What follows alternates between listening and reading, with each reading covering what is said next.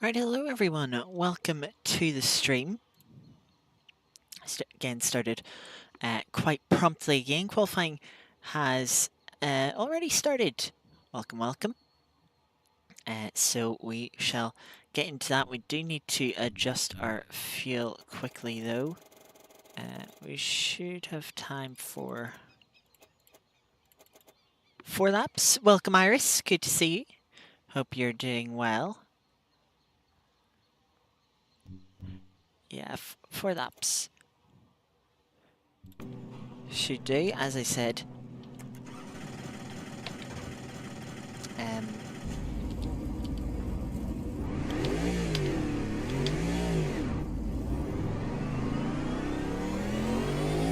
Getting started quite quickly here. Already partway into the quali session.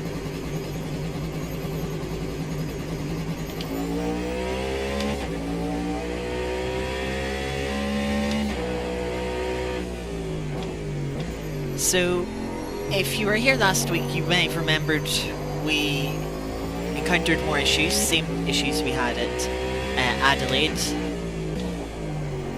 And as Senna's probably not going to do the rest of the series. I did a little talk with the admins running the series, and they mentioned something different between the Daytona round and last week's round at Silverstone. And so they said they'd revert it in terms of the server hosting to see if it would make any difference. As we had no issues for Daytona, had issues at Silverstone, so thinking, right, let's go back to Daytona settings, and hopefully we will not have any issues.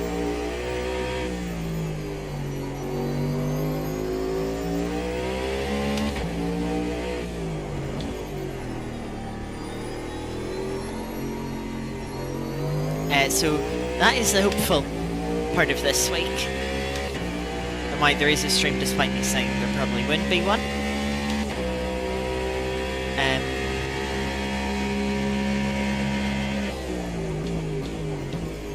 If today does work, we have to assume that, yeah, the changes do work. And we'll get to do the rest of the season, which would be great. If not, at least we tried.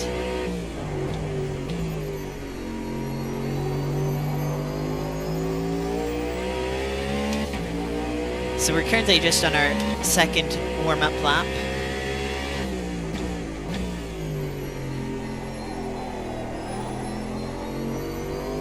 Here in qualifying, before we're going to turn up to the quali mode.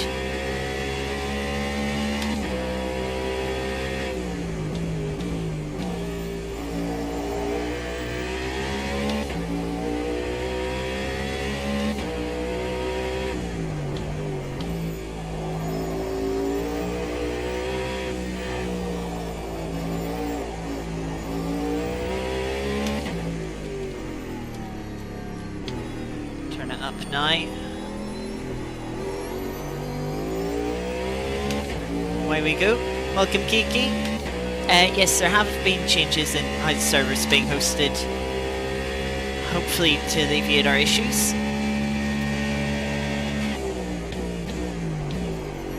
Head into the first chicane for first flying lap, a little bit deep and wide of the first apex.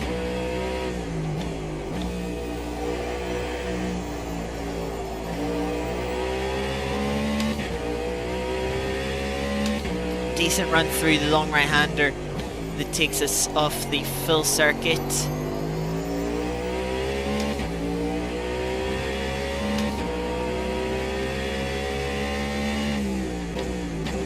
Hang up to this double right-hander. Okay, we'll miss the first apex to give you a better line into the second apex. Give you a better exit down to this chicane. You want to get tight on the first part, open up the second part. Goodbye exit and into this slightly long right-hander. Keep it on the exit. Open up this left-hander. Short run then to the final couple of corners. What would be the Ford chicane on the full layout. Try and get good exit. Well, just have time for one more flying lap. That currently puts us in P4. Less than a tenth off of P3. A little earlier on the brakes, much better on that first apex. Gained by a quarter of a second.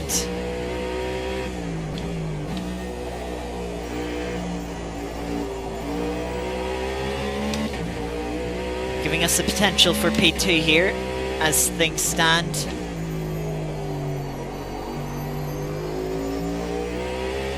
Easy on the throttle, not running any TC for this track.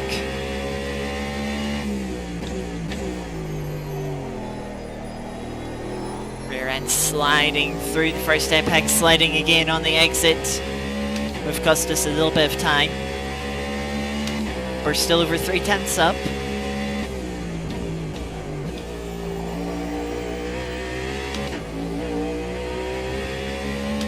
Gained half a tenth there through the chicane.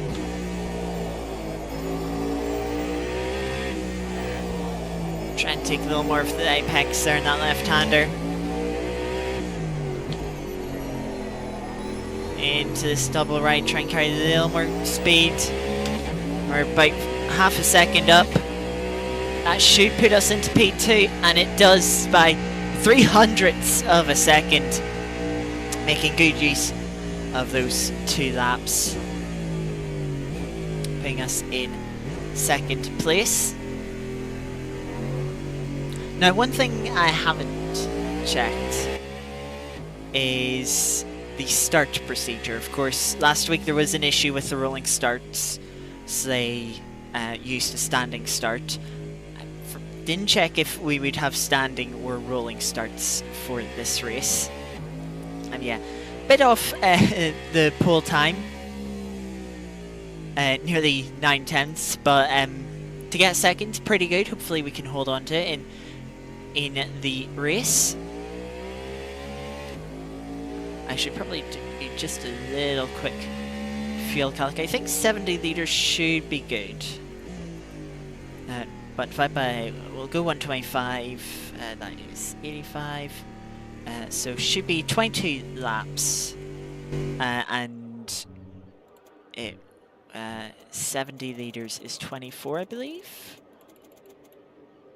23, it's saying 24 for 71. We'll go 71 just to be safe, as does look like we're using the rolling start. Hopefully it works this week as well. If you're here for the first attempt of the first race, kinda strung people out a lot, give some penalties. It was a mess. Not sure why it was bugging, but yeah, we just had to make do with the standing starts, which were kind of fun. Kind of chaotic too in their own way, since no one was really prepared for it. But yeah, we have a good strong 9 LMDHs here. Unfortunately, only 3 GT3s. There were 16 that said they'd attend today, so a few people not showing up, despite the fact they said they'd be here, unfortunately. So not too much multi-class action, but hopefully we will still get a good battle. Trying to hold on to second place, because it was close behind. Between third and fourth, at least. Fifth, I don't think was too far either.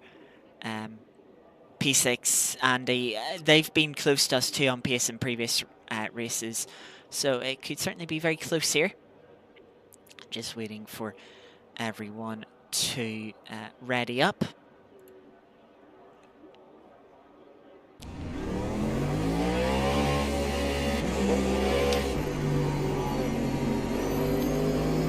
Turn the ERS off, we don't want to be wasting battery before the race even begins. Also, another thing I've just noticed, the potential in the bottom left, 124.8, that's less than a tenth faster than the actual time we put in. So, you know, that shows we got most of the potential out of that lap, which is great to see, rather than sort of having 2 alright laps, or, you know, that are half good, half bad, then another lap, and you have really good potential but didn't execute on it. We'll try and use brakes to get a bit of temperature into the... help keep the tyres up to a bit of temperature before the start. One thing I did find when I was getting the thumbnail and doing a little bit of practice, the battery doesn't seem to deplete very quickly around here. So it was at Silverstone last week, of course. The battery would drain quite quickly and then take quite a while to charge back up between the attack and build modes. Here it seems like it doesn't deplete that quickly, and it charges up somewhat quickly.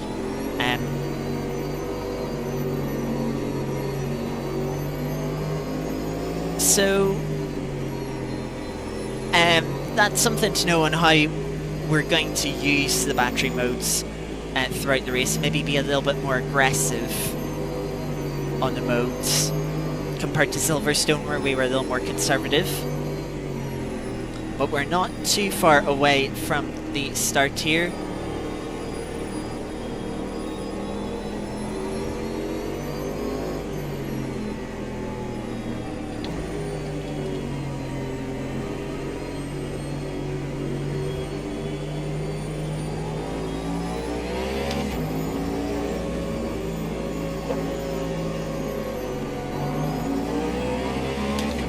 Ooh, that's a nasty crash behind. Yeah, I'm just gonna block off that person who looked like they jumped the start, if anything.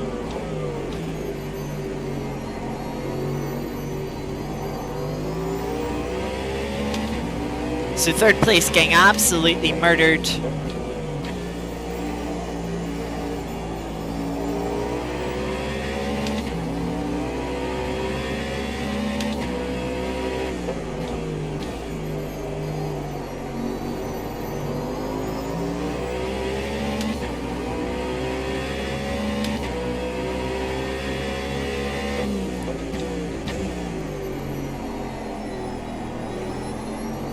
That's kind of allowing us to break away a little bit from the cars behind. So we're not under any threat for the opening lap here. But the cars aren't too far behind. So I'll have to get into a comfortable rhythm. Otherwise we could be under pressure in the not too distant future, using all of the track on the outside of that double right hand corner. So we're maybe about a second off the lead, maybe about half a second to the car behind us.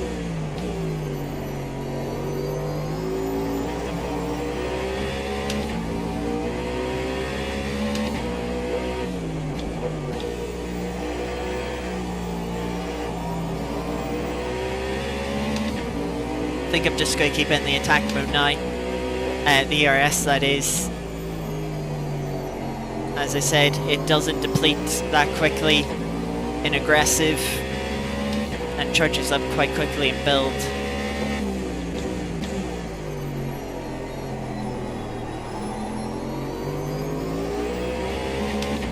So there's no point turning it down to save the battery at the moment.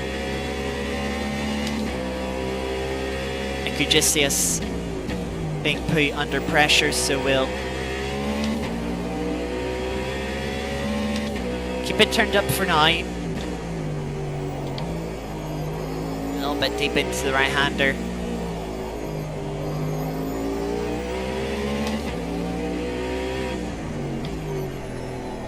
Oh, get into the ABS, they're running wide.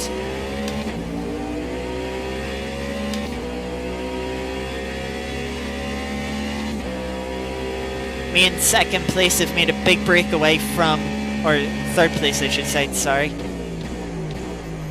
Have made a big breakaway from P4 and further afield, but P3 deep on the brakes into the chicane.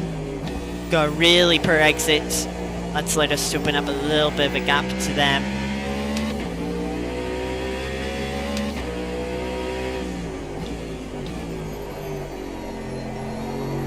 Be careful of the rear end. Leader's gone for a spin.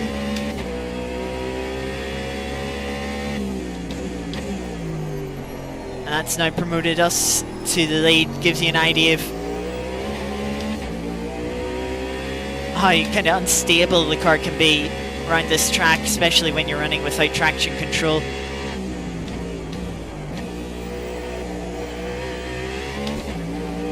Traction control can just be a bit invasive through some of these corners, hence why we're not running it with it. Still running a little bit deep through that double right-hander. Game's letting us get away with it though.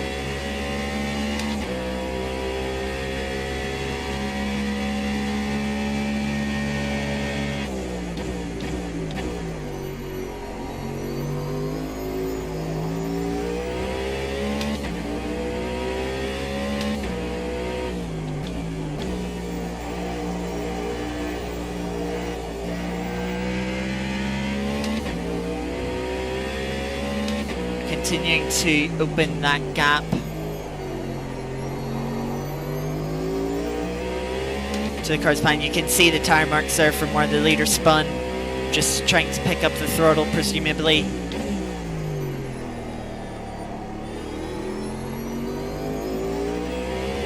I'd say I'm more struggling with the rear end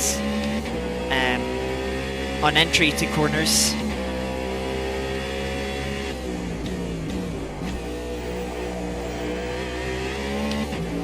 Also very consistent opening laps, just separated by 400ths.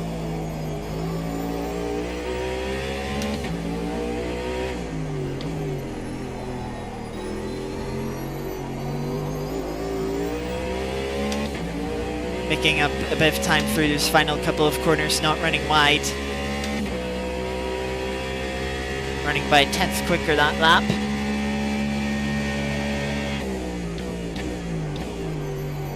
There's definitely still more time to find, which we might need if we want to hold off the original pole sitter. They're already back up into third, about 6 seconds back. And if they were 9/10ths quicker in quali, I'll probably be roughly just as quick here in the race. So that means we only have maybe about 8 laps until they catch. Of course, they could slow themselves down with the second place driver when they have to make that overtake.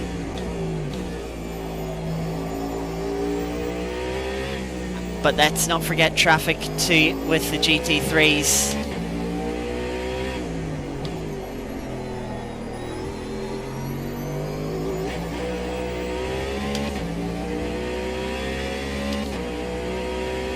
Cross line for another fastest lap, just dipping into the 125s now. I imagine the pole sitters running into the low 25s already.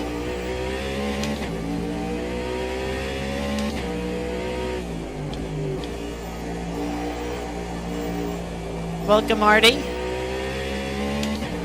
Yum indeed.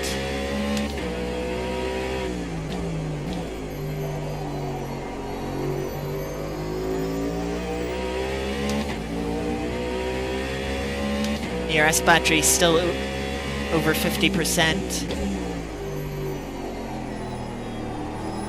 so don't feel like we should turn it down just yet, but maybe soon when it does get to that 50% mark.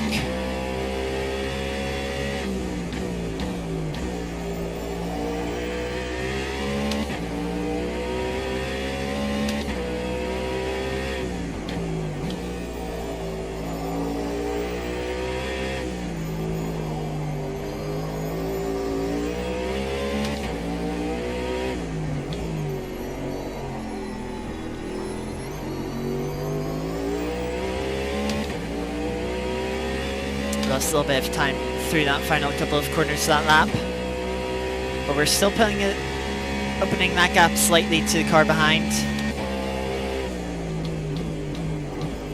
Our battery just dipped under 50% there for a moment, heading into the first braking zone.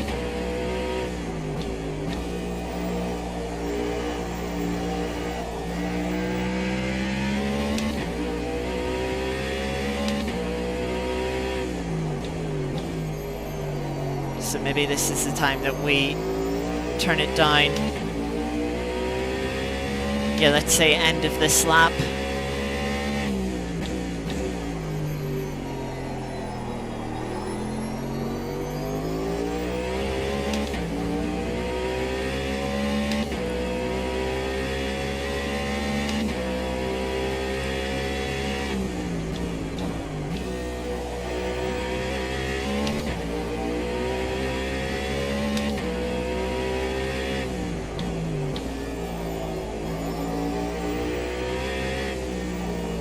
Few tenths up on this lap, which is good.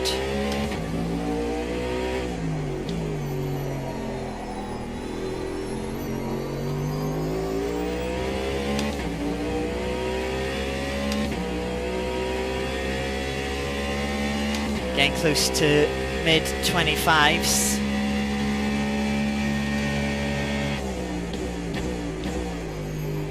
Just turn down the ERS now to balanced.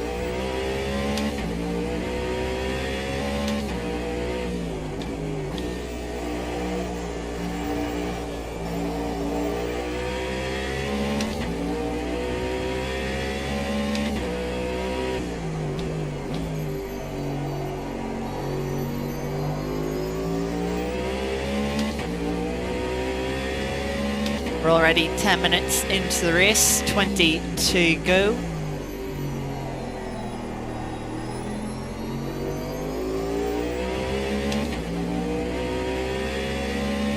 That Porsche seems to be closing up now.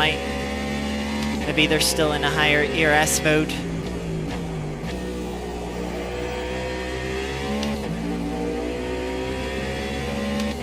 It's going to be technically a bit easier for them to run a higher ERS mode since they'll be getting slipstream.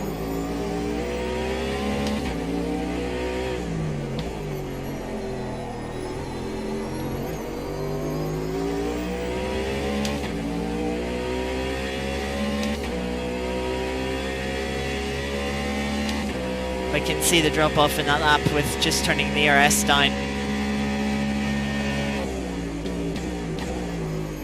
Seems like ERS is very powerful around this track.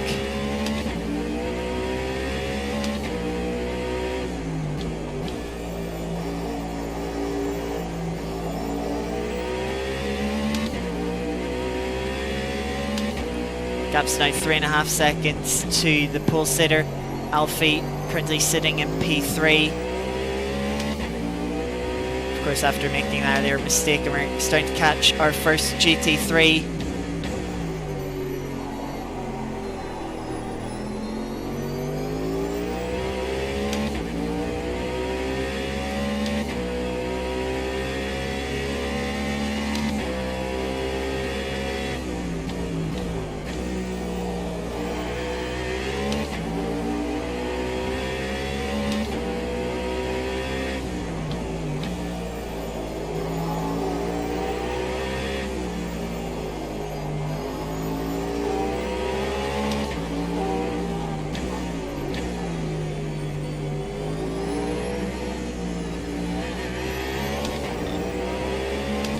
I'll take that track limit warning. Wasn't quite close enough to go for a move into double right-hander, but felt like I had to make a move through the corner since they felt quite slow. The door was open, so I took the opportunity. Tried to leave them as much room as I could on the outside.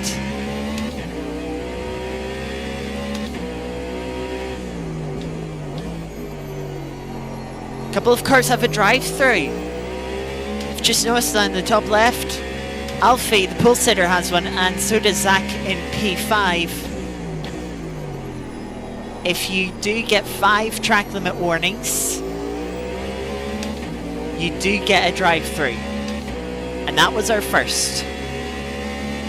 So we still have 3 more warnings, the third of which will be a final warning.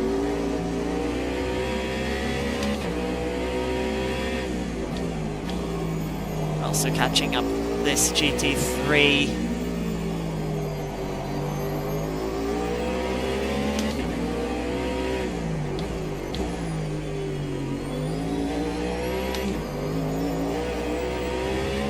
Can get round them just before the double right-hander.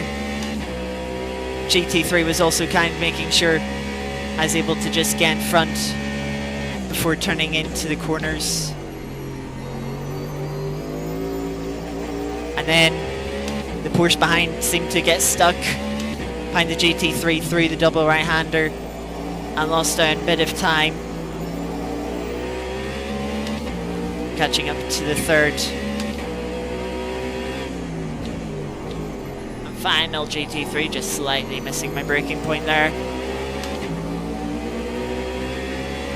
We'll get past them here, little time lost. Absolutely have that. Looks like the Porsche might have got held up a little bit through that double right-hander.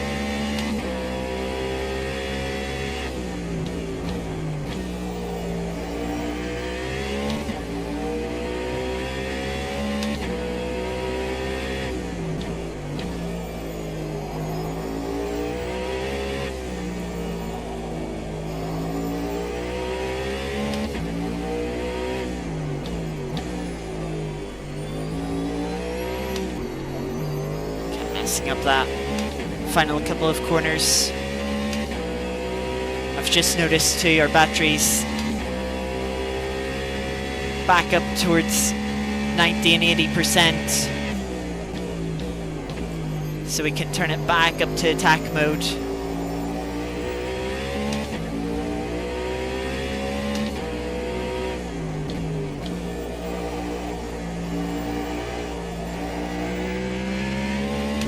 Try and keep that Porsche at bay. Another drive-through in the field for Stevie.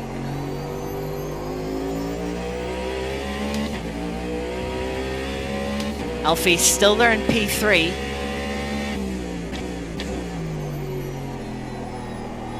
One thing is, if you're here for the start of qualifying, you've noticed the pit speed limit is 120 kilometers an hour, so you don't actually lose too much time with the drive-through. So Alfie by 11 seconds back.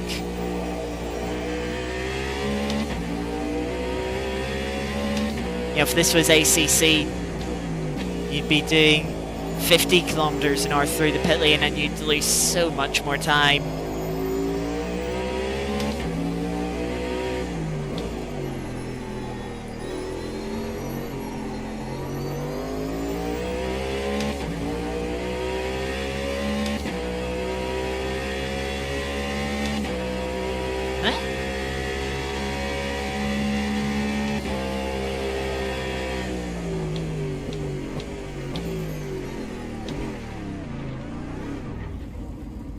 Huh.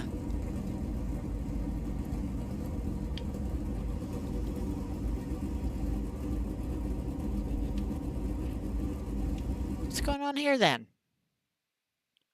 Alright, just give me a moment.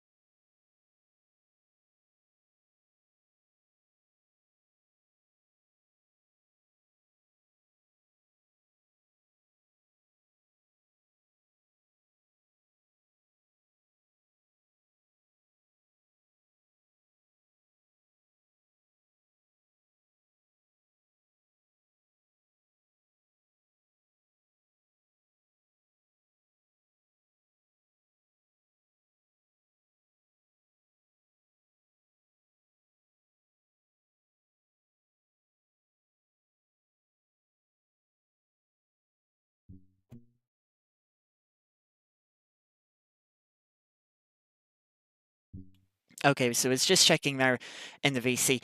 It was a server issue, so we don't have to worry about that. We're going to get results from streams like this one, obviously, and award half points for it. So, yay, we won. It's only half points, but we'll take it. We'll take it. Yeah, shame we obviously can't run the full race, but it does get us a bit ahead on time, which is nice. So there is the second one. I'm just going to do this one moment. Yes, a win is a win. Make sure I don't show the password.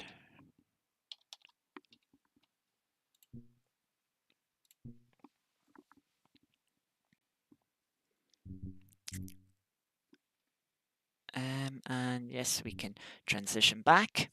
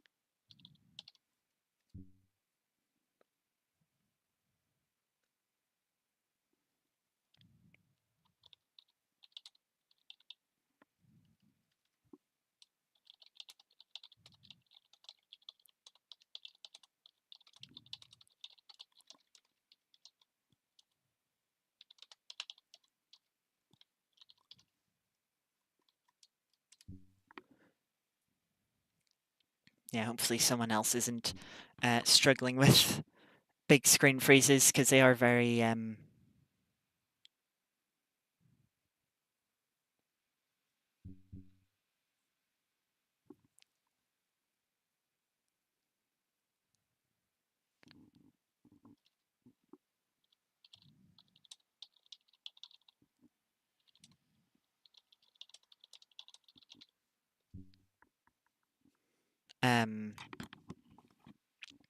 yeah, but yeah, that seems to be a different problem. Looks like we might have an extra GT3 join. I see there we'll have a 10-minute practice session for the 10-minute quali and 30-minute race. But, so yeah, we'll do some warm-up laps, then run our quali again. Hopefully we can get P2 again. That'd be great. But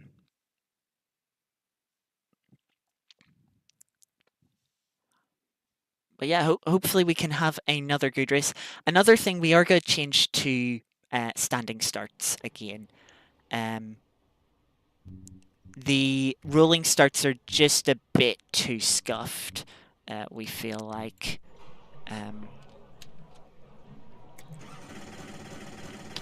With how you can... A bit too abusable, really. How you can kind of hang back from the person in front of you and then kind of start flooring it a second before the lights go out and then carry that extra momentum to then pass the person. We've seen that with one of the cars. So we decided, yeah, we'll just run with standing starts. Hopefully now that everyone knows the standing start procedure, they won't be as chaotic as last time.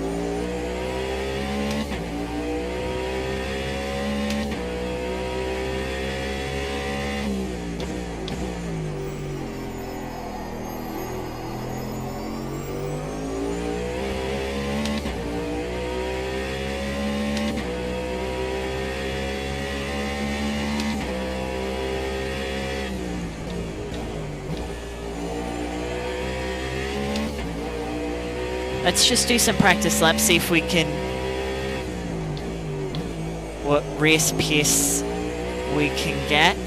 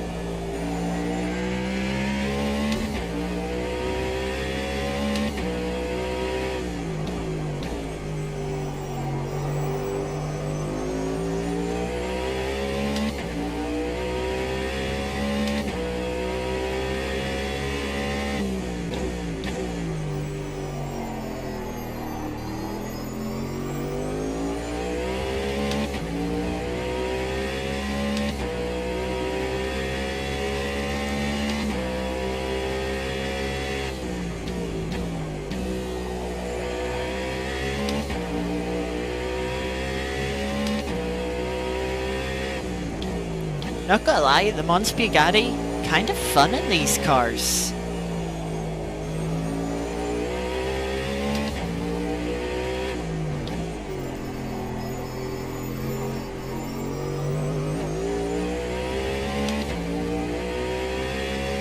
The track's actually pretty decent. I wouldn't say I've been a big fan of the Mons Bugatti up until now, but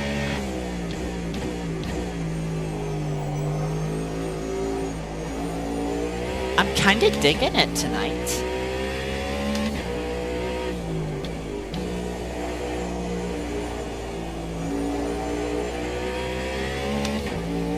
To be honest, I might be enjoying it more than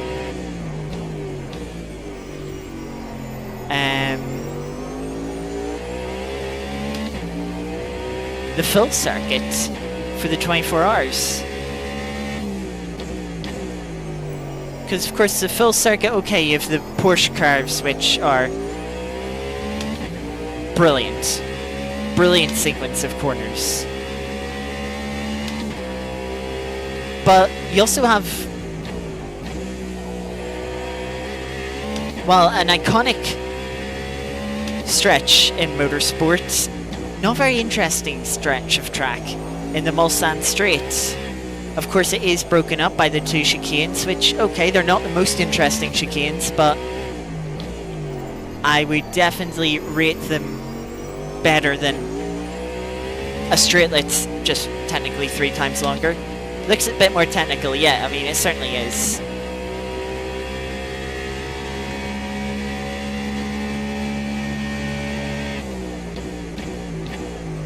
You don't have any big long straight here on this circuit. You know, once you get out of the first chicane, you get into this sort of technical section. You've got this long right-hander. Then, not too long before you're into this next open hairpin type of corner. Another short straight before you're in this double right-hander. Then you've got a bit of a straight here, and I'd say these next few corners are probably the better ones in the circuit.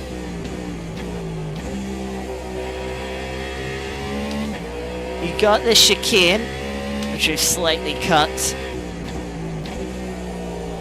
Nice medium speed chicane. Yeah, you've got this long right into this long left. You know, a few corners that test the car's ability to change direction. Then you've got these final couple of corners.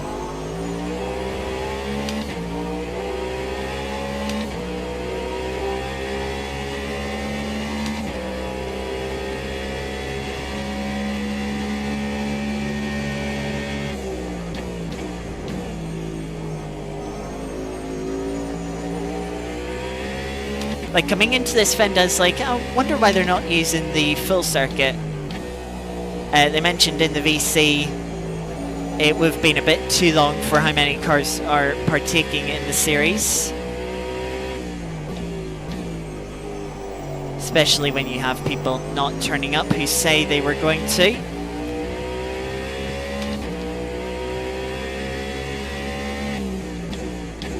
But now having got into and done the first race, I'm really glad they chose Bugatti.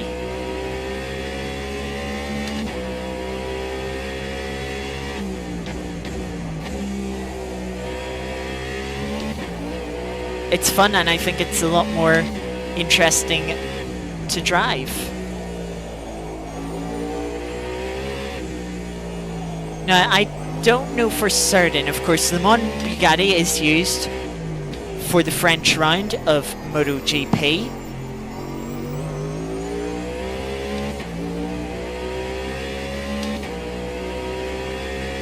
And it'll also get used for some other events throughout the year. Obviously, they can't keep closing down the public roads that make up the full circuits every time they just want to run a race.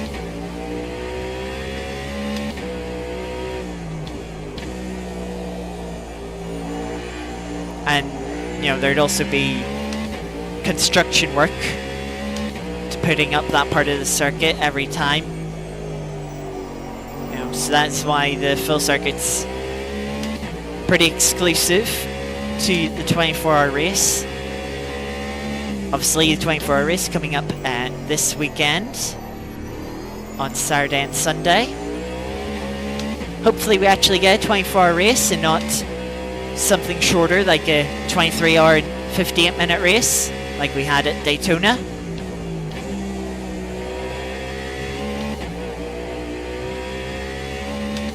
Or a 7-hour and 22-minute race like we had at the Nürburgring. Rear end's starting to really slide around.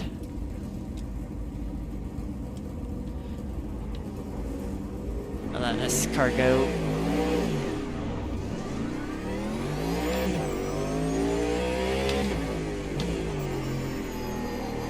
Was on for a good lap there until that mistake. You can see our potential fastest time down, though 25's 25.1. Would have been nice to see what we could have done had we completed the lap, but oh well. I've got to be a little bit careful on this lap, because the rear tires are a little warm.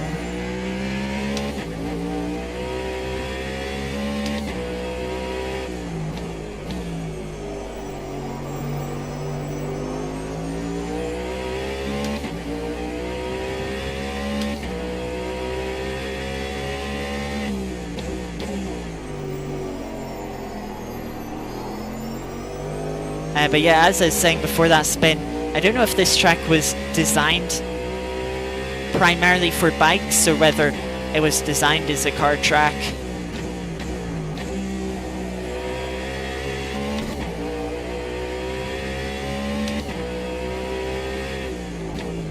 And while we're on the subject of the 24-hour race, she mentioned we have a 2.4-hour race of the Mans coming up on Assetto Corsa. The next race in the Classic Sports Car Series that we've been doing a couple of events for so far this year. I say series, it's not really a series, it's a set of individual events. Of course, we started with the Riverside 200 back in February, I think that was, and then just about a couple of weeks ago now in May we had the Kyalami 250, and now we have the 2.4 hours of Le Mans. So that is coming up not this weekend, but next weekend on the 22nd.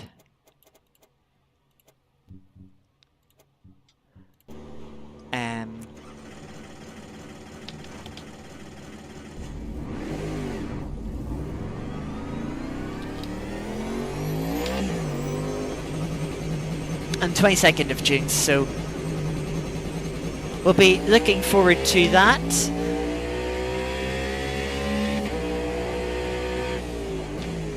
And that has just reminded me something that I need to do as soon as we finish the race today, to make sure I can actually do that race.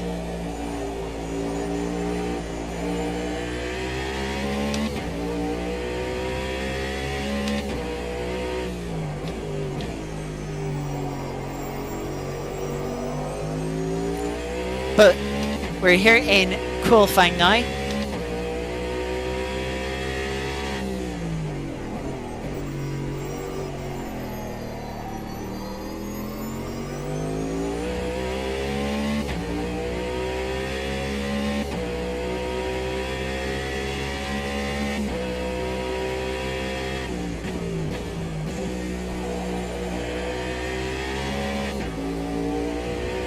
So I was just getting asked a question there.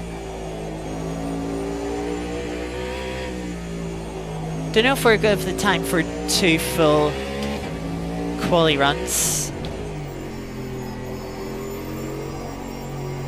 Of course, this is probably the shortest lap of the season so far.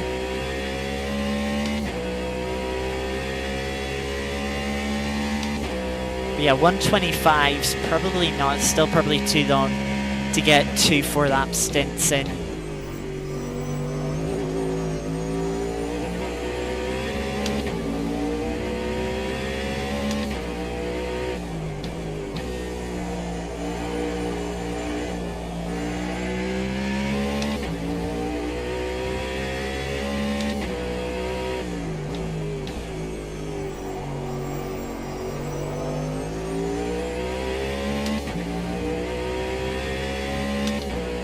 And to be honest, with this track not being as draining on the ERS battery, we might be able to do 3 laps without running out of charge. But I'm not 100% too sure. I suppose we'll see.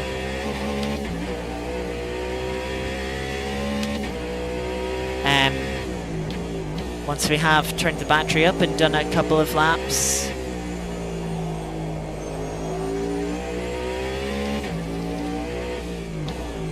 Put up into quali mode now.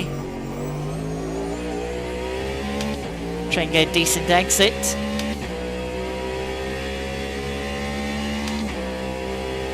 Current pole time is 124.9.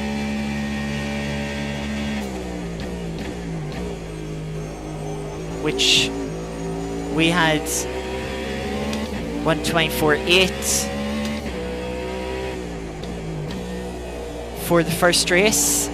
Of course, the actual pole time was a 124 dead.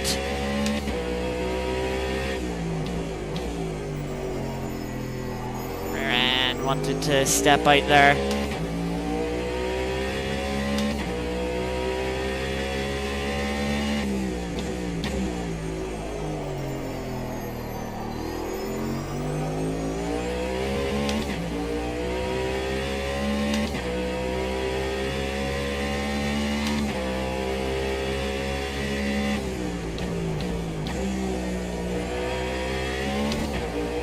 Through the chicane.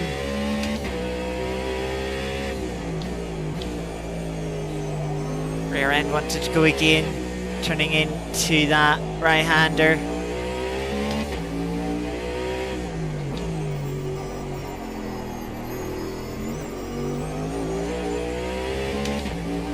Alright, run through the final part of the lap there. Cross the line and puts us P2 with the 24.669. Or 699.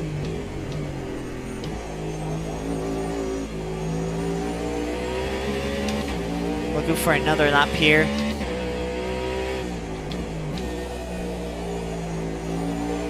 Currently puts us P2. 24.4 being the current provisional pole.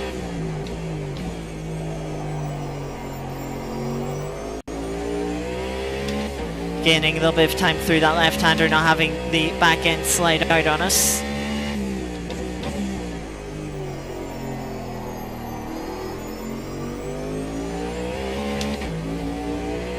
Not the greatest of runs through that double right-hander.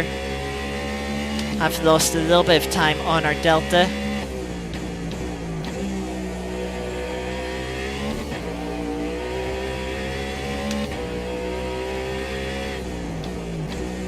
Car sliding through the chicane. Cleaner run through that right-hander this time.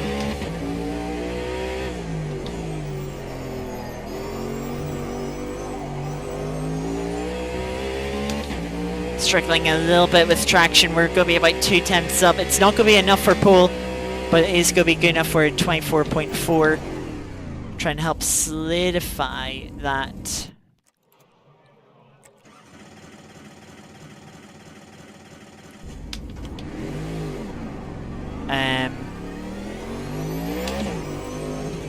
P2, but it's fallen to Alfie, who's gone to provisional pole with a 24.133.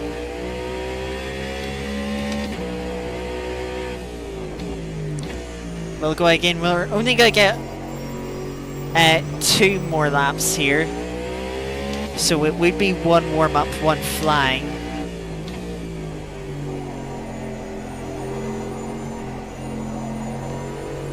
Currently looking down, we have about over half a second on the next car in 4th.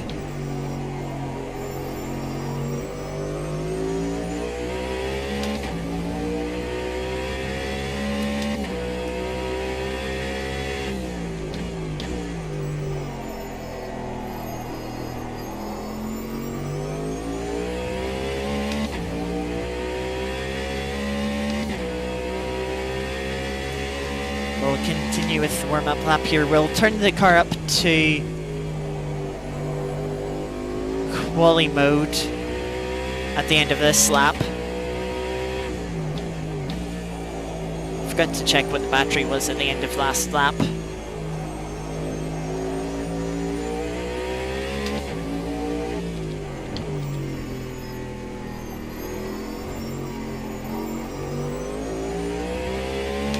Now this lap is still technically a warm-up lap. The tyres aren't going to be quite ready. We're just using quali ERS because there isn't really a reason not to.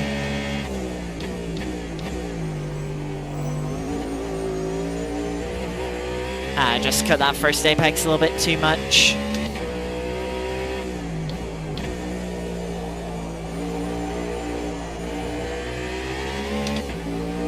Really should have taken a lap of fuel out of the car, but didn't want to risk doing that, and the time it would have taken to take fuel out of the car maybe could have been the difference between getting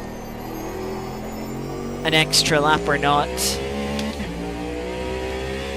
which in this case would be getting 1 lap on warm tyres.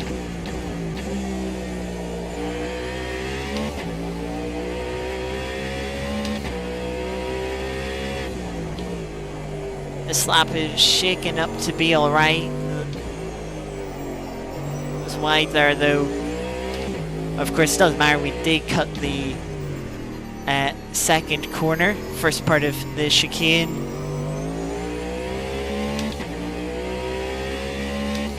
Let's try and get a good exit here.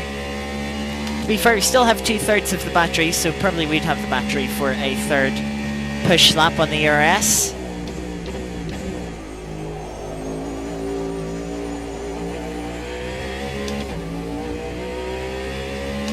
We've had a good run through the chicane. Car's turned in well to this long right-hander, and we're about 2/10 up.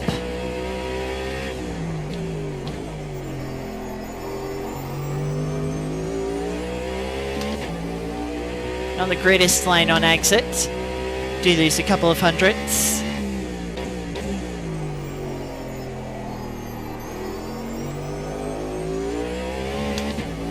Sliding around a little bit as I tried to put down the power, but it seemed to to have helped the car rotate and help us get a good exit here.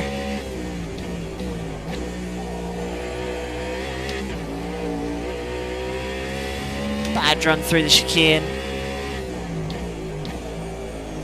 And too hot to that right-hander, didn't quite use the banking of the corner to its full potential.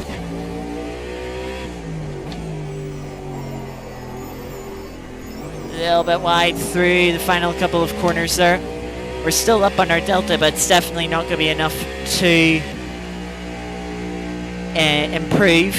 Looks like our potential lap broke as well. To improve our position, I should say. We did improve our time down to 24.479. But that is still P3 on the grid. Late move there from Holmes to get up into 4th. Holmes was mentioning after Daytona they seemed like they were struggling with qualifying. Their race pace was good, but they were like a second or two off in quali. So we give them some tips on the ERS, making sure that they were managing it properly, and they said, oh, that they weren't really managing it. So, you know, because you could use a lot of your battery up on the out lap, and then the second lap when the tires are still warming up, coming up to temperature. And then, you know, you could be running out as well. One of the drivers, it was Alfie actually that week, that said that they couldn't get 2 laps on quali ERS like we were able to. We had a bit of a discussion trying to figure out that lap, that difference, despite the fact we're in the same cars. But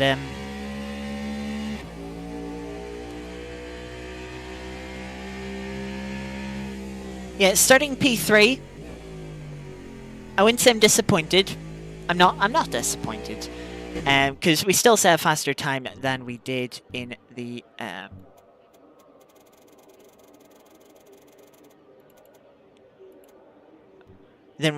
previous quali session. You know, so we made an improvement. I would say that's more likely down to Zach, who's in P2 now, didn't get as good. Messed up their quali last time, maybe, because, you know, they're usually a quick person. You know, they're usually fighting for the top spots. Alfie didn't improve in that session. They said 24 dead first time round. They even said 24-1 that time, so they were slower. So yeah, we're going to take a little bit, 1 litre out of fuel since we don't have the formation lap. We could maybe take out more, but I don't want to risk it. Just play it safe. And yeah, we'll see how this goes. We have 4 GT3s starting this time, so it does look like someone was able to join between the races. We will ready up and make sure we are ready to go, because of course when the last person readies, the start sequence will commence, and quite a quick start sequence here for the standing start. We'll have to find our what's our bite point we want for the start.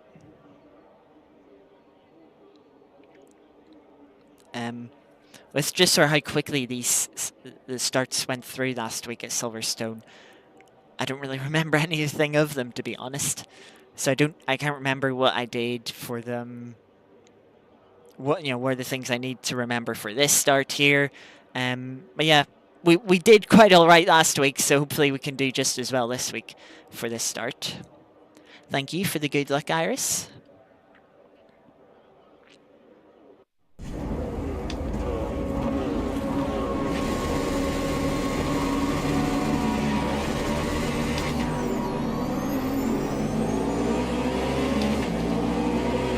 Bit of a poor start there, just got a lot of wheel spin.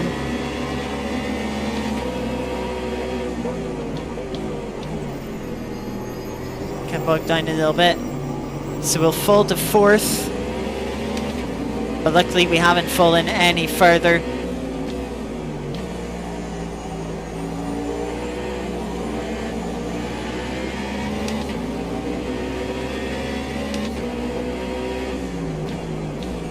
The other cars were closing in on us towards the first braking zone.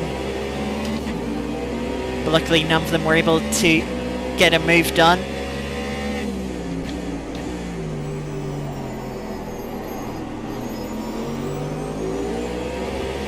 And Zach has taken the lead in their BMW from Alfie, and the Chevrolet.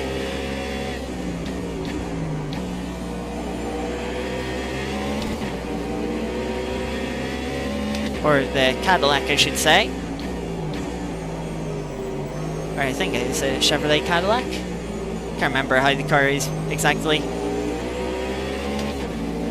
I remember its official name is V-Series.R because it's quite a bit of an awkward name. And it was kind of funny hearing it throughout the Forza announcements. Chris Sasaki sang it a few times, promoting it as one of the 2 cover cars for the game.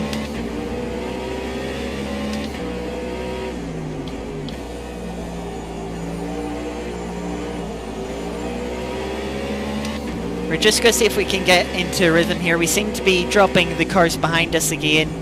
Looks like Alfie's gone for the lead. We've got Porsche behind us, the yellow Porsche. That is the Porsche that started behind us in last race, but got murdered off of the start. It's side by side for the lead up in front. Zach trying to get to the inside of Alfie, doesn't quite have the momentum on the exit towards the chicane, but maybe he'll go for a move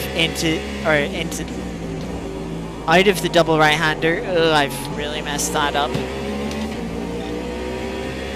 Yeah, that's a third track warning. Don't think we gained any time from it though.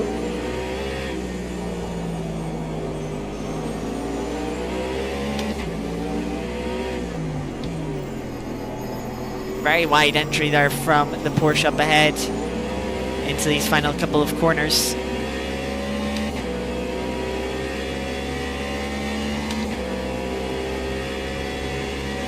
.25.8 start off the race.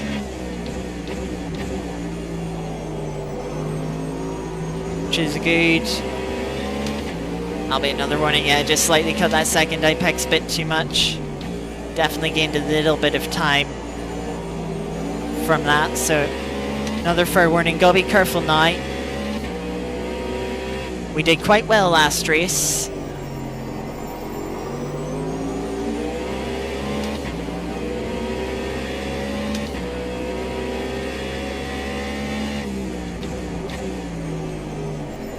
Porsche in front runs wide, we run a little bit deep too.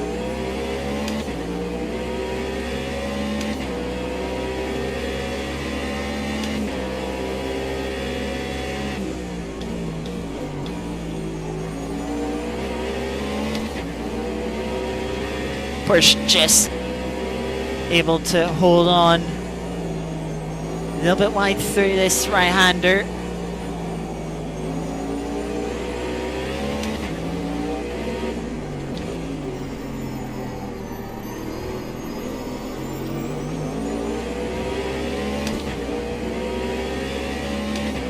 But we're certainly putting the pressure on the Porsche here. We're closing.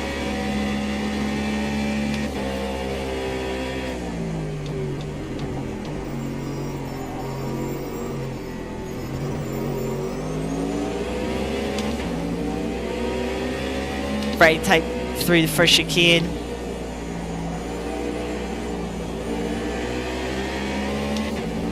Porsche a little bit wide again, but gets a good exit.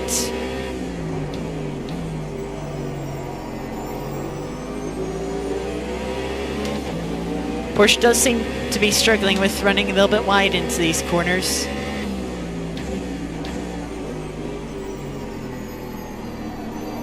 Does also seem to be lagging ever so slightly.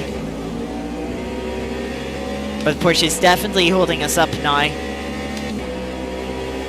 It's just by getting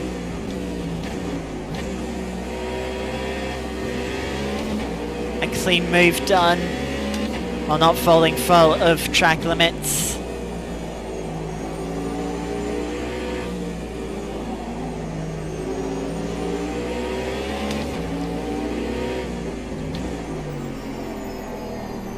A little bit wide for both of us.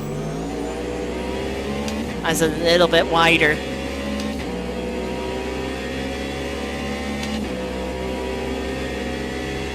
Already a drive-through for one of the cars further back.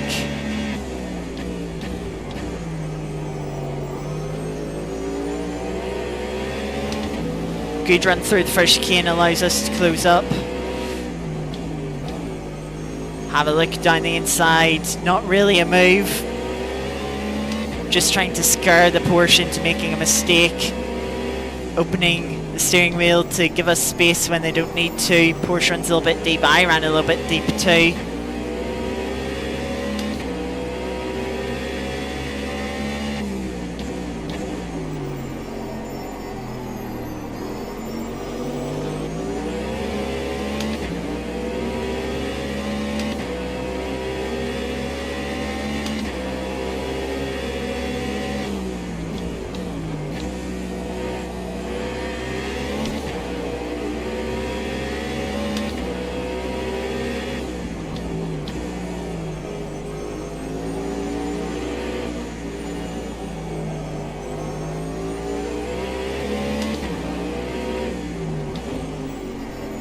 Proving very difficult here to make a move without making what would be a desperate lunge, but we're very close here as we head on to the start finish straight. We're going to pull to what will be the inside for turn 1, will be the outside going into the chicane.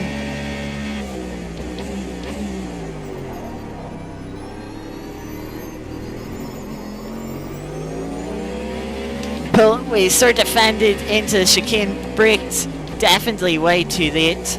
We were just able to pull the car up and park it on the second apex to prevent the Porsche from repassing us.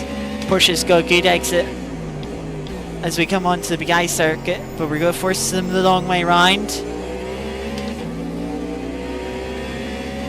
And hopefully the yellow Porsche behind will start attacking them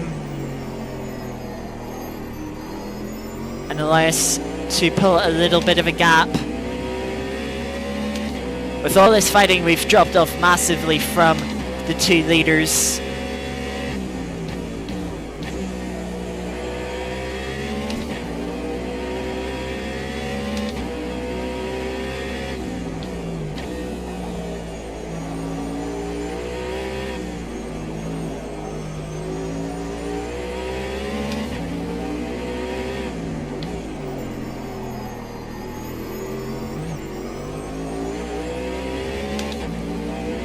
But we do seem to be just slightly gapping the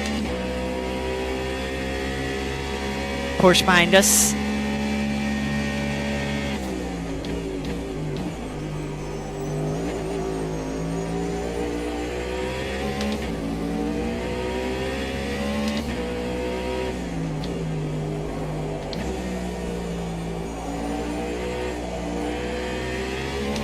Bit of understeer there, running a little bit wide.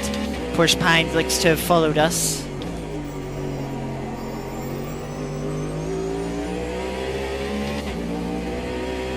Certainly not for the danger zone just yet. Porsche isn't close enough to make any immediate move, but they're definitely close enough to take advantage of any mistake we might make.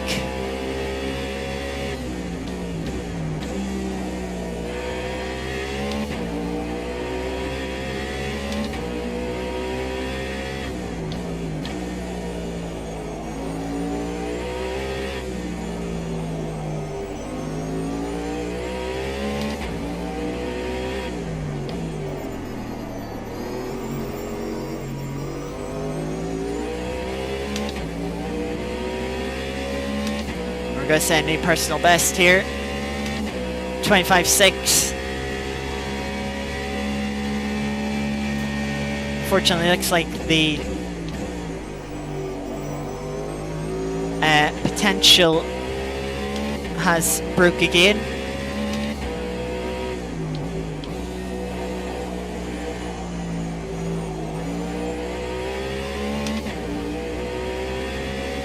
Better run through that long right-hander.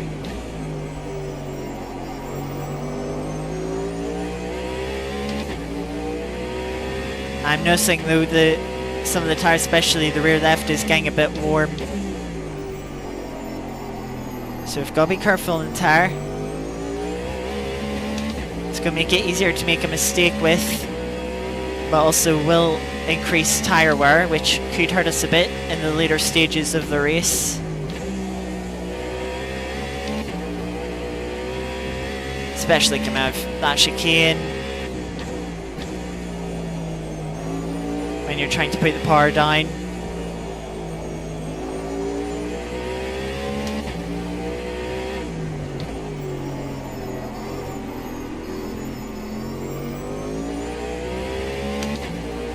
Arrive the final corner. 25.1, matching the sort of time we did in practice.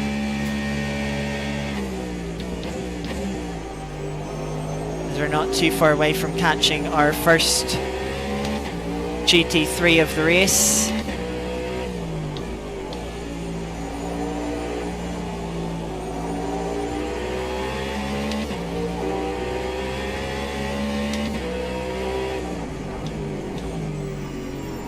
We're able to get past it down the inside here nice and cleanly.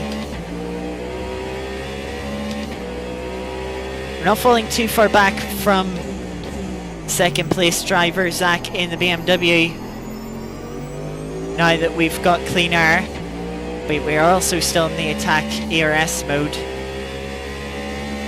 and we are quite far back.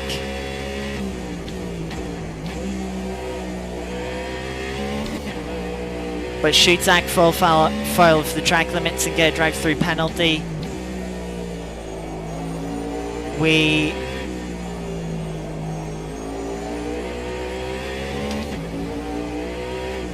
will be able to take advantage of it, slow ourselves up into P2. We're just going to turn down the ERS mode now that we've got a gap to the cars behind.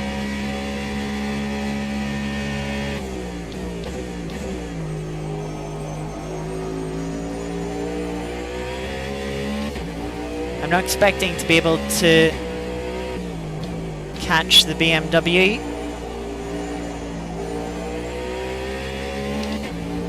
And I want to leave myself some battery in case an opportunity does come my way or I make a mistake and have to defend once more.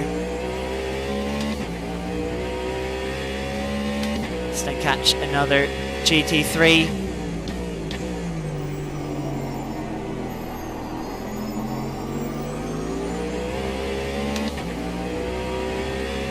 I think we're going to pass him here on the exit of the chicane.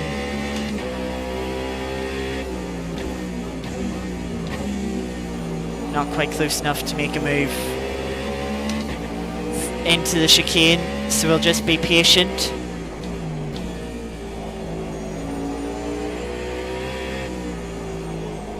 That did cost us a lot of time though. You can say it cost us maybe about a second on our Delta with the ERS mode turned down.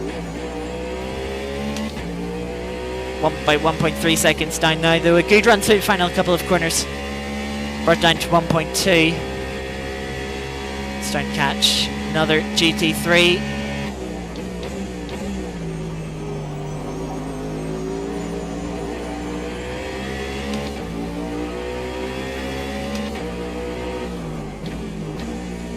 We'll get to the inside, make the move nice and cleanly.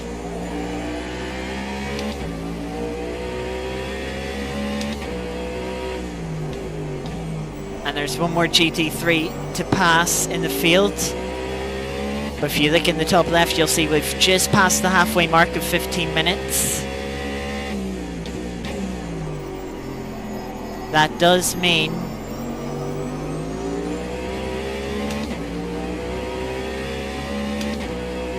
that we will be passing the GT3 field once more. But again, we're just going to catch the GT3 in a really awful time into the chicane. Go lose another second there.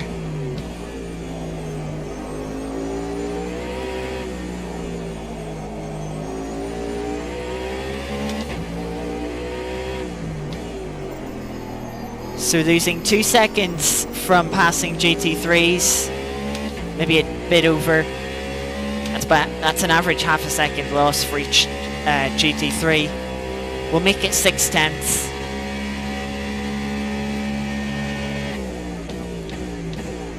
just to accommodate the small loss that we would have had from the other two cars just not being able to take the racing line.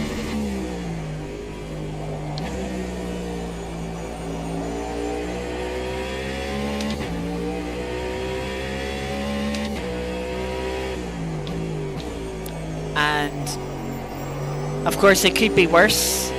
We could have got held up a second by each of the cars, but I wouldn't say that is, you know, a second is quite a bit of time to lose behind one car.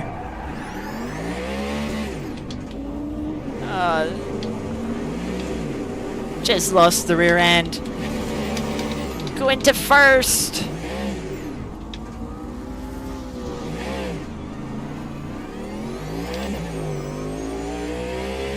Just losing the rear end. Overheating that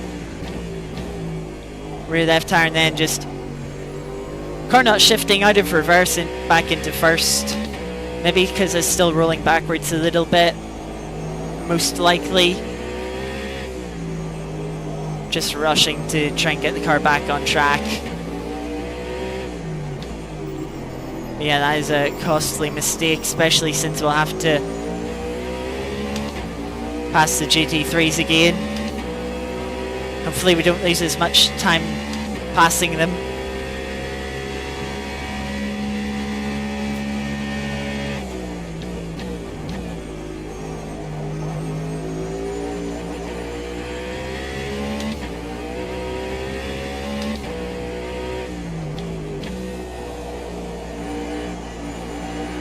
And at the end of this lap, we're going to turn the ERS mode up to attack again, because I think we might have enough battery to run attack to the end. Hopefully the prototypes up ahead fight each other and slow each other down. Not quite close enough to make a move on this GT3 into here. And again, at least by half a second from that.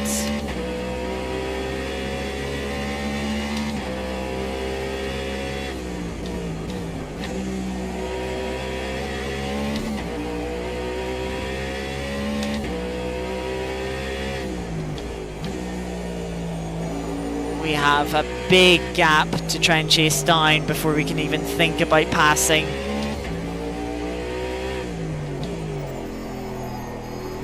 And we've seen how difficult passing was in the first part of this race. We'll turn the ERS mode up to attack. See what we can do in the final 11 minutes.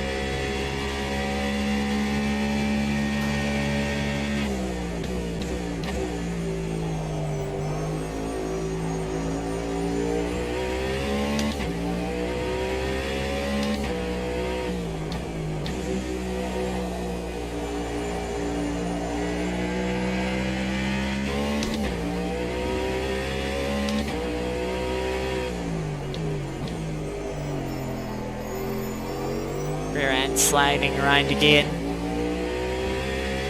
Of course, tires are going to be a little bit more damaged from that spin than they were before. So we've got to be a little more careful on them. You can see the tire marks there. Just so we try to pick up the throttle. The gap is about 10 seconds to the car in front.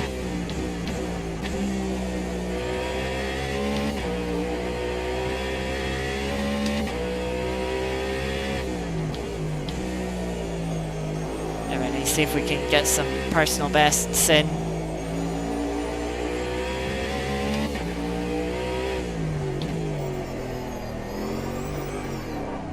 Car's going again. Didn't want to stop. Yeah, that just shows you how much of a knife edge we're running these cars with no TC. Of course, it was the pole sitter and that time leader of the first race that spun on the exit of the open left-hand open hairpin that we're coming up to here. This time it's ourselves.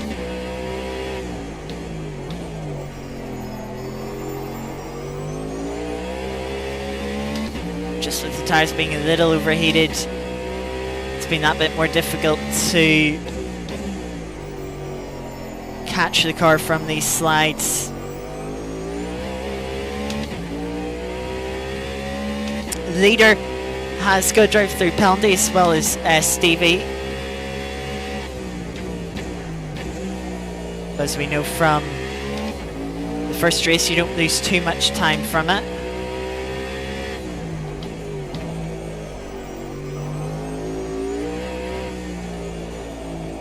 Yeah, now I've fallen out of my rhythm. Just making more mistakes. Got track limit warning there. Oh, here they went again. You see the balance. The rear end, it's not just on throttle and traction, but also going into the corners.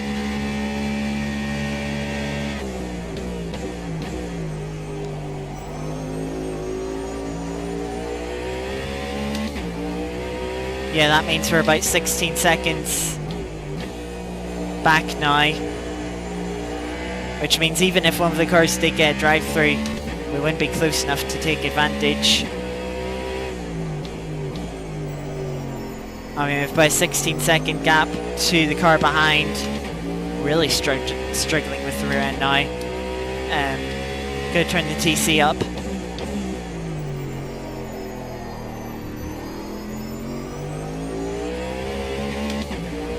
No point risking making another mistake and losing more positions.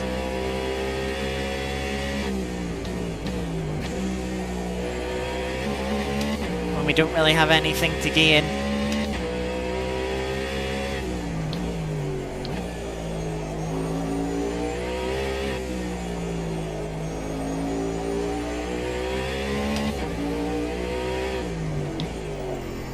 The rear end is definitely feeling more slidey now.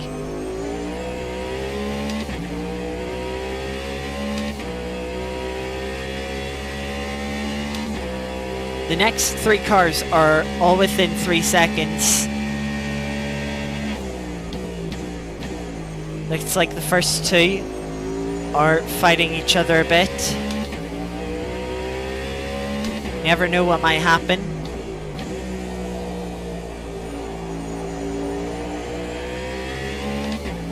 I mean, it's not going to be enough for us to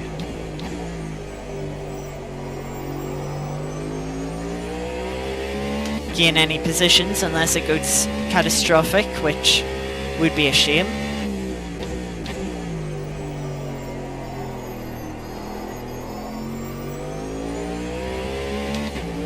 And not something that we're hoping for.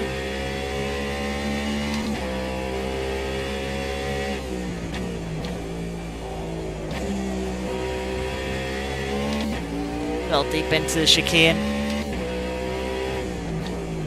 You can see our delta fall back into the red because of that.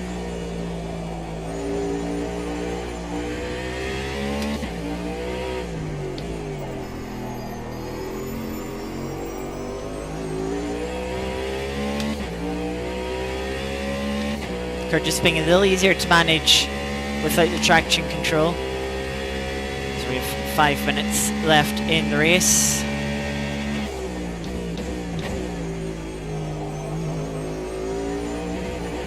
That's a bit of a cut, yeah. Final warning. We do have enough gap behind that a drive-through won't cost us any positions, but of course it gives us less margin for error if we do make another mistake.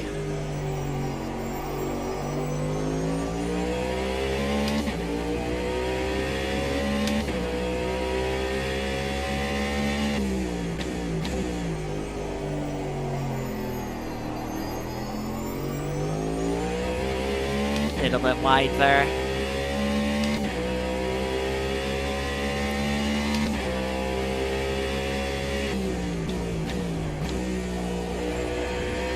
Oh, that might be a cut. Yeah. Oh well. It's not going to cost us anything. Pit lane is here on the right.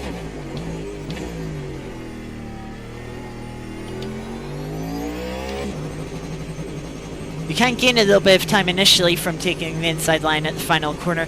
Of course, you will lose time here.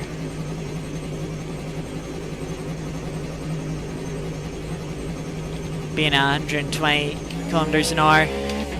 Then out of the pits.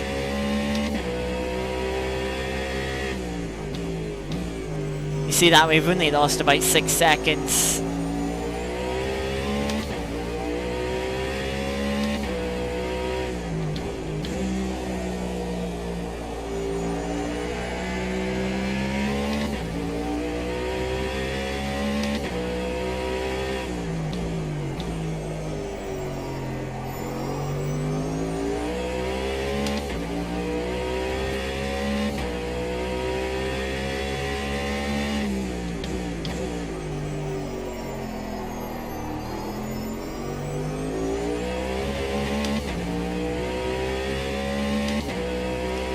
Still have big gaps both in front and behind us.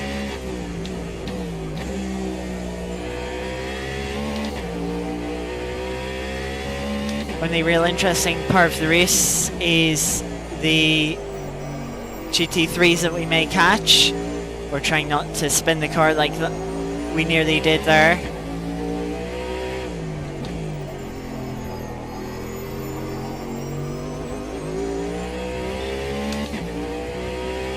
Don't really care about warnings. We only have 2, maybe 3 laps to go here. Might be a bit tight depending on where the leader is and what their exact pace is. If they get slowed down by GT3 traffic, it'll probably only be 2 laps. But if they have cleaner and the hybrid energy to push, it'll probably be 3 laps. We have the fuel for 3. So we don't mind either way.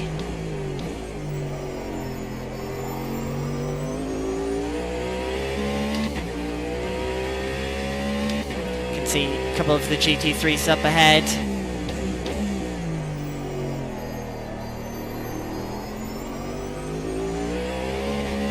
Just sliding the car through there. If you look closely enough, you'll notice the rear left tyre. As the tyres wear, the colour of them starts not really fading, but the sort of tyre graphic is like a bar, and as the tyres wear, it depletes. The more it's depleted, the more worn the tyres are. The rear left is by far the most worn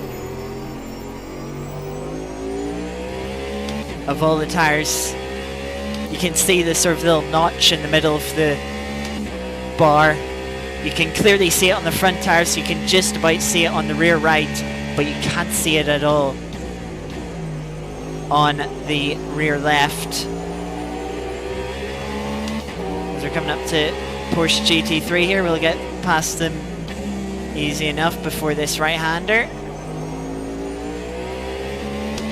Barely losing any time, if any at all.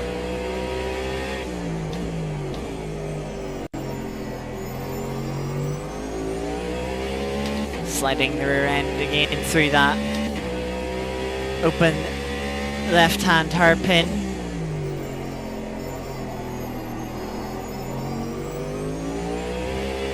Of course, we never got this far in the first race, thanks to the server issues.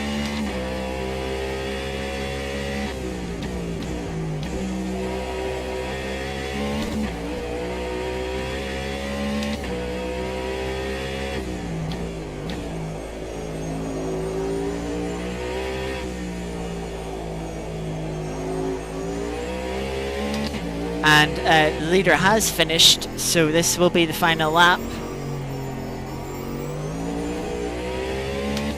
Through the final couple of corners, we won't be able to improve on our fastest lap here at the end. And 21 laps complete.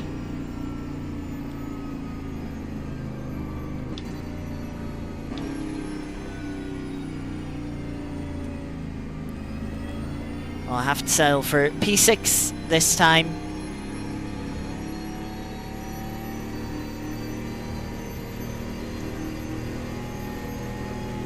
which I will take.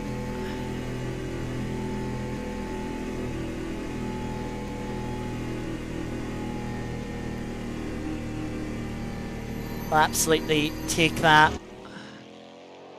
It was our own mistakes that cost us there. But yeah, we definitely could have had P3 for sure. Look at the app, like 15 seconds between the second and third place cars. We were sort of keeping up with second place, so we might have finished, let's say, 6 seconds off the lead. Had we not had those spins, and if we didn't have those spins, we might not have got the track limit warnings too. Even if we did get the track limit warnings, we'd be about 12, 13 seconds off the lead.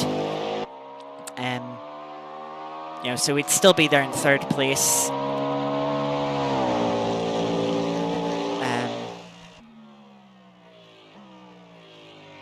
So yeah, good battle to start off the race. Was enjoyable, was still fun while being a bit difficult.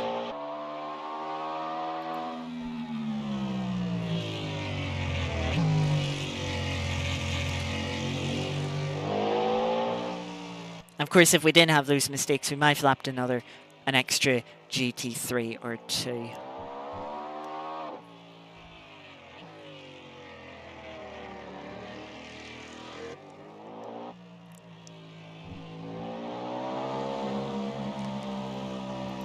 So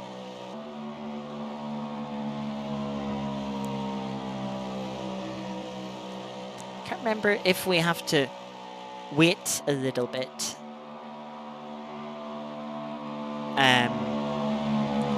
for like the server to take over, so I'm just being safe and not leaving too early.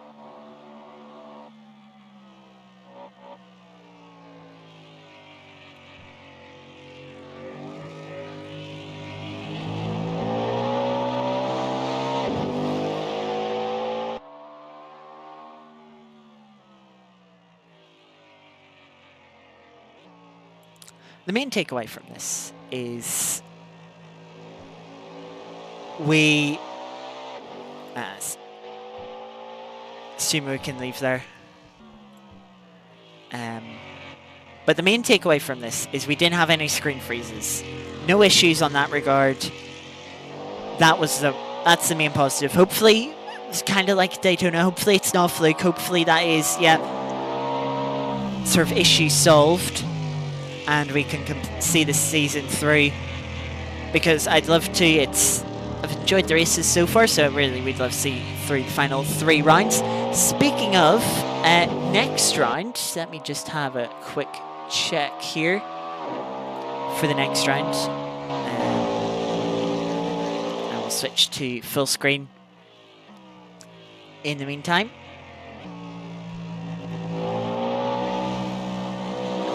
But let me just see races.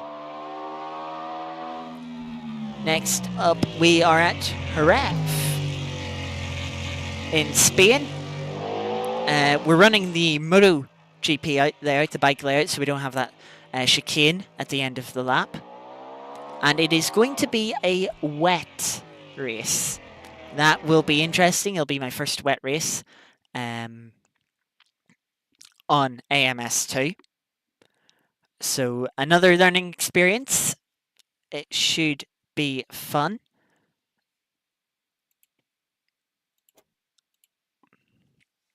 It should be fun indeed. And then a couple of rounds with Termas de Rio Hondo. No idea if I'm butchering the pronunciation or not. I've never heard of that track outside MS2, so I can't say much about it. And then we have Watkins Glen for the finale on the 2nd of July in 3 weeks' time, of course. Now, we're finished a little bit early, of course, with those server issues for race 1.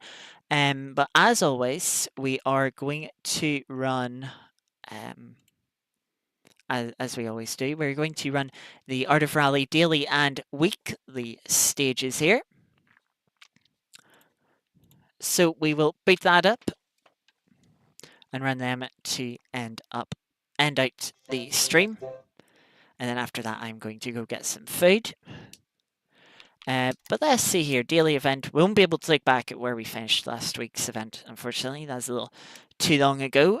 But today we have Group S at Germany, a short 2.6 tarmac stage. Hopefully not lined with too many cobblestones.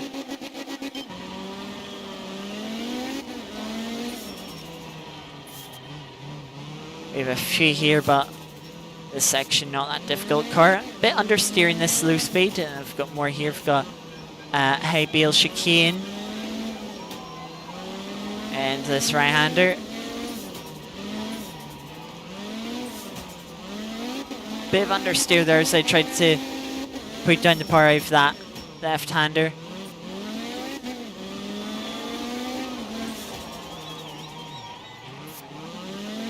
Using the handbrake there to help rotate the car. Full send over the jump. Quite a big jump, car didn't land so smoothly.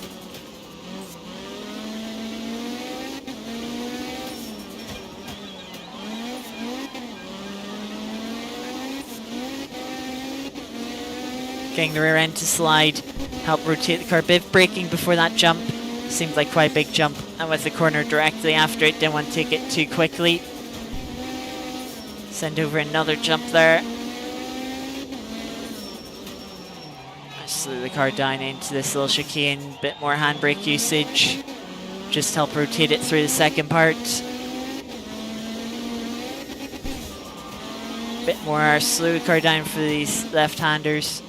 Get the car rotated early as the stage crests through the apex of the right-hander there. That looks to be the finish. I've cut that a little bit tight. Oh, and it sent us off the stage, giving us a reset penalty. Shame 10th stage that way. Was going quite well up until then. That'll drop us to 67th on the top 25%. Not that great. Yeah, silly mistake there. Just cutting the corner a bit too much. But now let's have a little look at the weekly event. We'll be able to look at last week's. We got 35th last week in top 5%. Slightly better than 38th the previous week. So let's see what we can do this week. It'll be Group S again, but this time at Finland. Delta B Newman, it is indeed. Group S cars are quite quick. Let's see what Group S car we have this time. Is that a Peugeot? I want to say that's a Peugeot. The Surf Grill is giving me Peugeot vibes, at least.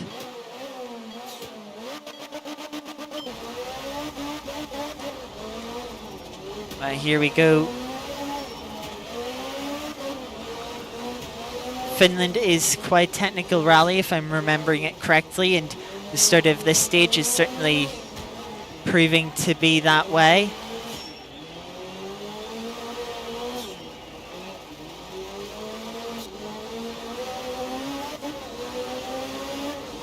What I'm going to say is that Peugeot here seems to be a little more responsive on the front end.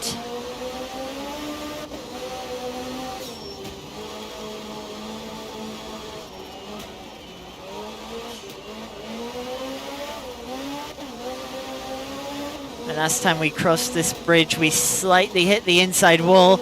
We nearly hit both the inside and outside walls that time. But thankfully this time it was just nearly and not actually hitting them.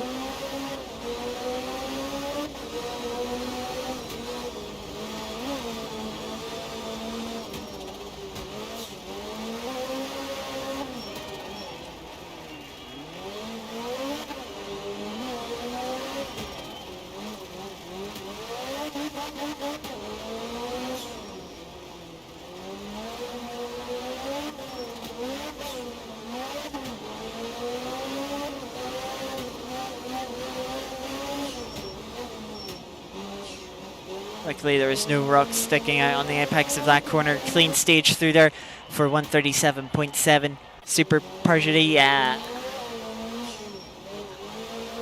Definitely does seem like a Peugeot. But yeah, we're starting off after the first stage in 40th, top 10%. Let's see how we can continue that with a mixed surface stage here. Another short one at 2 miles. Starting on the tarmac.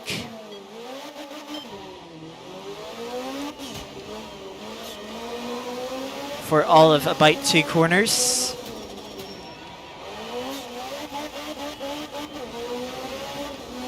As we're onto the gravel already.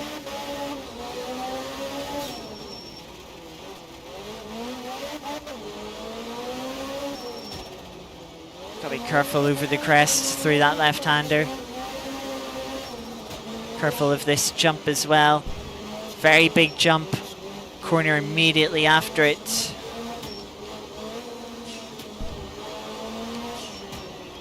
Still getting quite a bit of air time despite the fact that it's being cautious over the jumps and not just completely sending it. Here's another corner. Gotta be careful of... See how much the car just lifted up. Of course, you can't do any turning while you're in the air.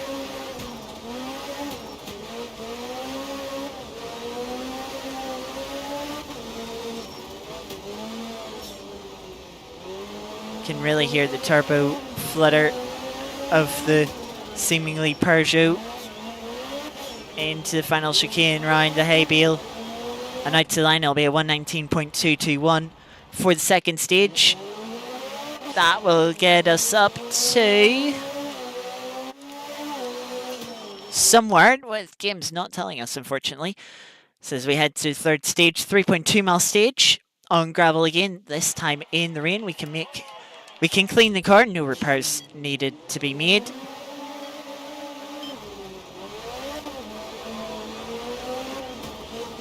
So we'll just have to be careful of grip levels. Very easy to make mistakes in these conditions in the Group S cars. They're very fast to love power. So when you've less grip like this, it's just very easy to forget just how little grip you have.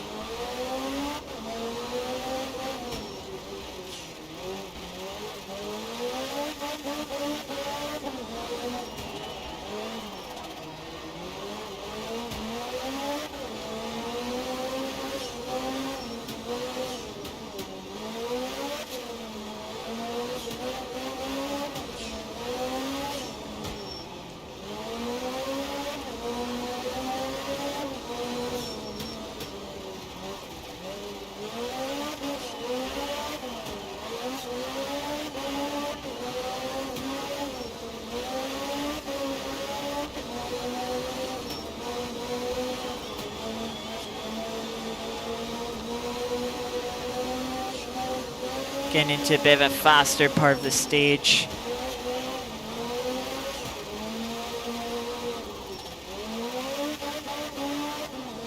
Really getting the car sideways now.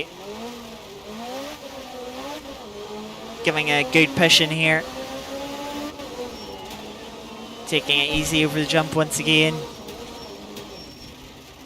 Deceptive left-hander hidden behind the big rocks.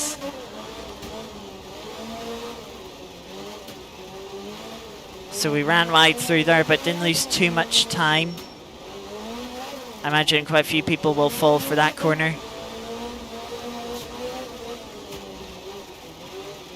And a little bit wider again, but just by keeping a tire on the stage, not to lose too much time. And there's the finish. Getting across 210.0. So where's that pace? We're up to 28th now, still top 10%. Let's see if we can make some final improvements in the mixed surface stage once again. Another 2 miles, this time of course in the opposite direction.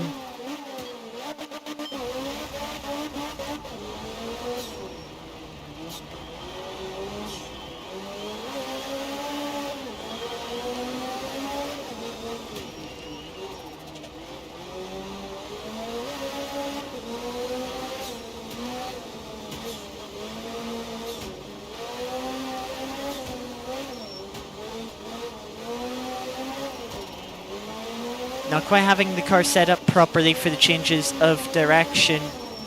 Careful of this right-hander.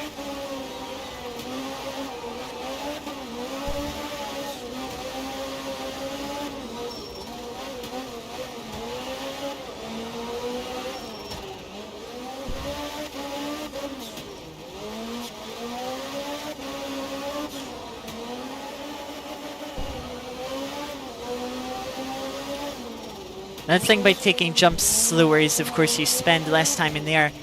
And the sooner you land, the sooner you can start accelerating again. So you'll lose a bit of time over the jump itself, but you can gain a bit of time in the long run. Final couple of corners here on the tarmac again. Cross line 118.8. I think that's slightly quicker than what we did the other way around. And I'll guess up to 26th by 3/10. 1.2 seconds off 25th. So yeah, good run. Happy with that. Top 10% so far. We'll have to see next week how we're getting along. But yeah, good runs in this week's Art of Rally stages. Good fun as always. So yeah, nice positive way to end out stream. Except for that slip up, of course, at the end of the daily stage. But that is what it is. So with that done, that is going to be the end of today's stream. It's 20 to 10 here. A little bit shorter, of course, with those server issues, but that is quite all right. Good races today. The rain stage looked tricky. Yeah, it was tricky. Definitely got close to making a couple of mistakes, especially in the higher speed sections. It's always the high speed, high commitment corners that catch you out in the rain when you just don't have as much grip. Because they're the corners that require confidence, so you go in to them with confidence and you realize, oh crap, there isn't quite as much grip, and you mess it up. At least that's what I find for myself. But yeah, good set of stages. Really enjoying the we'll call it Peugeot for the weekly stages. And yeah, the Delta, a little bit of a struggle. Making that mistake at the end was still fun. And of course, our AMS2 races, good first race. Leader and pole sitter making a mistake and getting a drive through to drop a little further back, allowing us to inherit the lead. And we were able to just hold P2. The Porsche behind us at a bit of a distance before the server crashed. And then second race, of course, qualifying P3, falling to P4 off the start after a poor start, but flying back up to P3 until unfortunately making a couple of mistakes of our own to fall down to P6 that we'd stay in until the end. So next week, as I said, we'll be back at Ref for a wet race, or wet couple of races, I should say. Next week, that'll be interesting. First wet races on AMS2. Then, not this Saturday, but next Saturday, we'll have the 2.4 hours Classic Le Mans. When I say 2.4, it's 2 hours 40 minutes, not 2 hours 24 that we usually see. Different hosts taking different interpretations of 2.4 hours. But yeah, should still be interesting. Of course, we were complaining about a long straight. Of course, Classic Le Mans long Mulsanne straight. But hopefully we can have some great racing. Kalami give us some amazing racing for the 250. So hopefully we can carry that through to the Mon. And speaking of great racing, if you haven't checked out today's versus the community, we had a couple of amazing races in that. I won't spoil it too much. All I'll say is we had a 3-wide battle for the lead in one of them, or maybe even two of them. Fantastic pair of races. And we also had a race around Sebring, of course, just added yesterday to the new Forza Motorsport. Of course, returning from previous Forza games, we had a race around there as well. But a couple of amazing races. Those were the races that it's like of why we race. The battles really, really amazing. A lot of side-by-side action. So yeah, if you haven't done so, make sure you check that out. So yeah, but until next week, that's going to do it for streams. Thank you, Iris. Thank you, Geeky and Artie, for being around for the stream, and of course to anyone else that may have been lurking throughout the stream. Hopefully, I'll see you next week for the continuation of the series. But until then, take care of yourselves. Have a wonderful week, and I'll see you next time. Bye-bye. This is an awkward point where I don't have the ending screen ready. There we go. No music though, sorry. Yeah. Thanks for watching. Bye bye.